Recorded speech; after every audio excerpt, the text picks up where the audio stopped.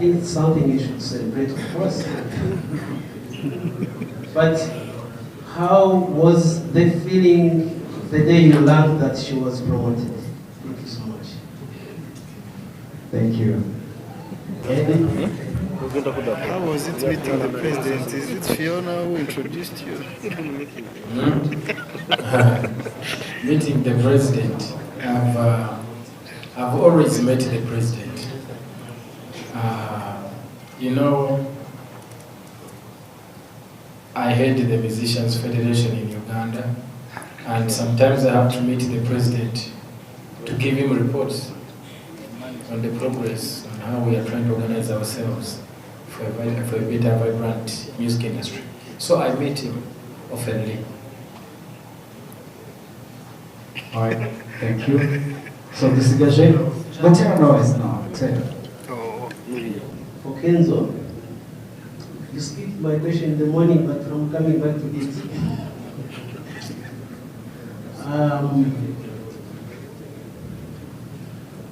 Earlier this week, your girlfriend was appointed Minister of State for Minerals.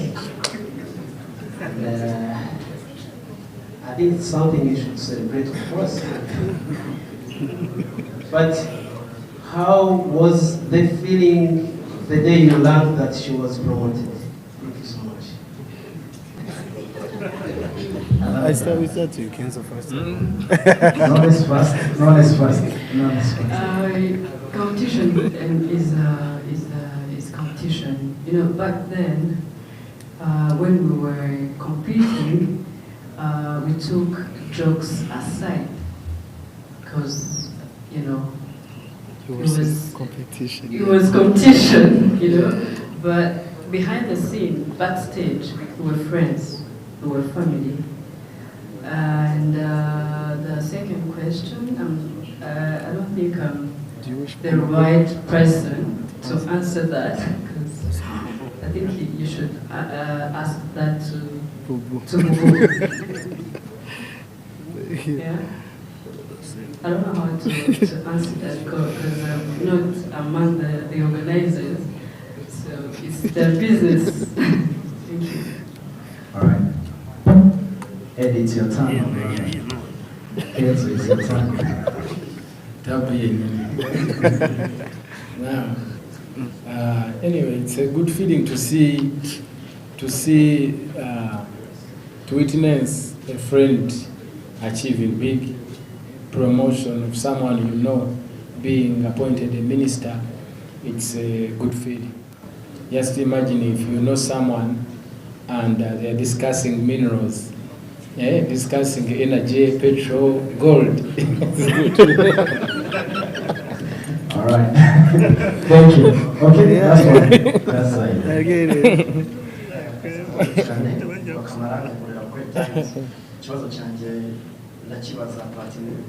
Hari ikibazo gikunze kuba mu makonseri nk'uko turi kubibona ko konseri iri butangiye saa 11 ugasanga itangiye saa 2 bikaba na ngombwa ko hari abahanzi batari kuperforminga. Mubiteganya gute ku buryo ikibazo cy'amasaha kitazaba ngombwa? Ikindi hari icyifuzo nakomeje kubona ku mbuga nkoranyambaga bifuza ko wakorana korabo na Urban Boys yaba nizo ndetse na Hambo. Icyo kibazo ndakibaza Hambo, ese byakunda koko iyo korabo yaba Urban Boys na Dream Boys nubwo bamwe badahari bakaba bahura murakoze cyane. Murakoze. Ku byerekeye rero amasaha, imiryango izafungurwa saa 11, ariko umuhanzi wa mbere azajyaho saa 12:30. Kugeza ubu nicyo cyifuzo cyacu. By the way, njyewe ndi umuntu ndi timekeeper ukomeye cyane mu bintu mbivingamo, nizerera mu gihe cyane kuko nkibara nk'ikintu cy'agaciro kidashobora gusimbuzwa. Nabwiye timu yanjye yuko umuhanzi twahaye gahunda ari butwopeningire, whether tuzopeningirwa na DJ Deuce nta uri hano, ariko ari uzopeninga show azabagiye abandi reka ndeye kubabwira ama surprise ko nazagenda. Rero umuntu utazubahiriza gahunda twamuhaye nta kibazo, twamuskipinga, kandi murabizi ko regulations z'igihugu amasaha tugomba gusoreza, kandi tugomba gusoza kare kugira ngo abantu bagire n'icyo bita after party. abantu bagomba kujya muri after. Rero birasaba ko twubahiriza amasaha, nubwo bwose abasaza bafite line up nini, ariko hari uburyo bwo gukora ama mashup twagiye duteganya ku buryo atari ngombwa ko umuhanzi ashaka kuri indirimbo 50 ariko mu minota 20. Ibyo ni ibintu bishoboka. Hari ukuntu byateguwe, ahantu hari aba DJ Duse, hari DJ Bisoso, nizera ko bazabidufashamo. Abamaze iminsi barepeta iminota irabaze, MC na amaze igihe akora repetition, ukuvuga ngo iminota irabaze kabisa. Umuntu ufite umwanya munini cyane ngira ngo ni ngewe, tuzagereza ku managing igihe, usibye nabyo na protocol nayo iri kwindi standard. Anyway, muzabibona nkeka sinjya negura ikintu cyoroshye, ntabwo nababeshya. Buri nguni yose twagiye tuyikoraho inyigo by'umwihariko, ahubwo n'igihe nacyo kizaba cyoherezwa icyo gihe.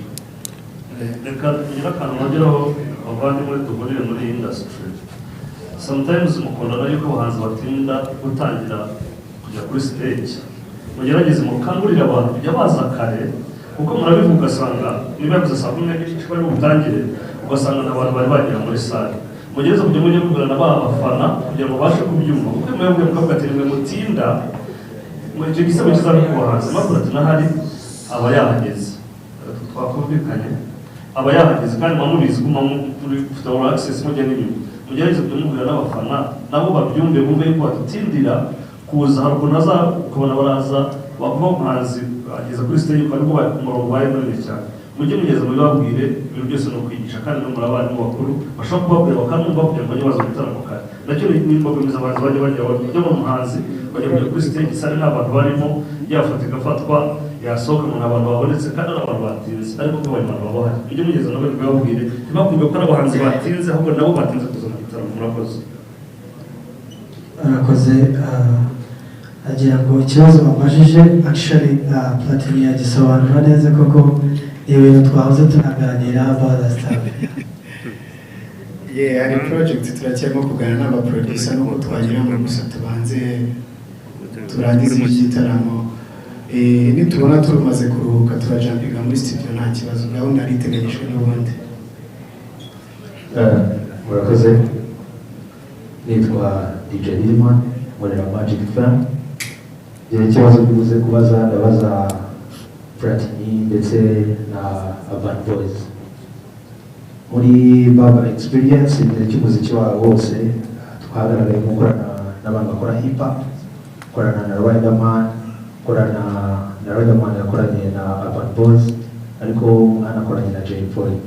Ku munsi w'ejo ni iki muteganyiriza nyakwigendera Imana ikomeza kumuha kuvuka amahoro?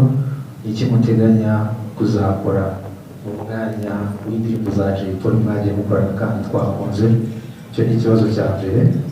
Cya kabiri bakomeza kuvuga ko ni Baba Experience ugashaka kubishyira mu rungano rwawe rwa kera kandi n'ubwo ugikora umuziki. By'umwihariko turamushimira ko CEO ari hano. Kuri line up yawe hariho Riderman, hakazaho na CEO, bo baraperi bonyine bazagaragara muri show yawe. Ariko by'umwihariko abantu dukunda umuziki wawe, iyo twavuga ngo dukunda icupa izindi ndirimbo ugenda ukora, ndetse dukunda n'abandi abahanzi bandi ba hip hop. CEO watubwira gahunda uko byagenze, ese wigeze gutekereza ku bandi bantu bakoze hip hop ndetse mwanabanye mu gihe cy'ahambere? Murakoze. Iyo tugiye kuvuga kuri Kabaka, amarangamutima ajya azamuka rimwe na rimwe, ariko Jay turahorana. I swear to God, ntabwo mbeshya, Jay turahorana. Mbabwiye inshuro murota ntabwo mushobora kubyumva. Apana yari by'incuga z'abasana ariko. Jay turabana ngewe kabisa. So ndamuzirikana, kutamuzirikana mu gitaramo cyanjye yaba ari kosa rihambaye cyane. I hope ko neko revealing ariko ari uburyo buteganyijwe bwo kumuzirikana mu gitaramo cyanjye, bizagaragara ubwo ku munsi w'ejo nyirizina. Hanyuma ku bandi baraperi rero warumbajije, of course nabatekereje, mfitemo n'abashuti benshi ngwa urugero nka The Tough Gangs yose, nakishimye ko nababona, ariko namwe nk'uko mubireba mubona koko tuzabona umwanya ubundi twebwe uhagije simbizi twarimo twumva indirimbo za Urban Boys kare tugera muri hit nka 80 bumva zose ukabaza turakuramo iyihe dushyiremo iyi gusa baba experience ni edition ya mbere buri no gusubiza ikibazo bakomeje kumbaza cyane cyo ahantu hagutse nikeza ko muri edition ya kabiri tuzagira ahantu hanini n'umwanya munini ku bandi bahanzi benshi gusa icyo nakoze nubwo batari kuri stage nagerageje gutumira umubare munini w'abahanzi bazaba bicaranye natwe muri show ahubwo nzababona bazitabira ubutumire so nabatekereje muri ubwo buryo ariko sinabona uburyo abantu bose bashyira kuri stage ubwo nahise ndeba none abo dufitanye indirimbo za hafi Riderman hanyuma ndebe muri young generation nkuko nabikubwiye ziyo baramunsuggestinga ariko nanjye ndamukunda ataza kumva ko bamunyongoje kandi njye ntabishaka njyewe nanjye ndi umufana we mu rubyiruko ruri kuzamuka neza muri iki gihe so ejo tuzongera tubyita umwanda rero ntari okay murakoze cyane yitwa Kamaho cyangwa yekwatsa ibibazo bibiri bati ikibazo cya mbere kiragira giti impamvu utahaye ikiraka cy'ubuyobozi MC Tino ndetse na Tapendo n'abantu bakoranye igihe kinini bagaragaye ku rubyiniro zigiye zitandukanye ukagiha Sandrine Misheja byaba kugira ngo apromote igitaramo cyawe kuri station ya Kiss FM cyane cyangwa nuko umwana w'Tino n'isi Tapendo bafite platform zimeze neza ikibazo cya kabiri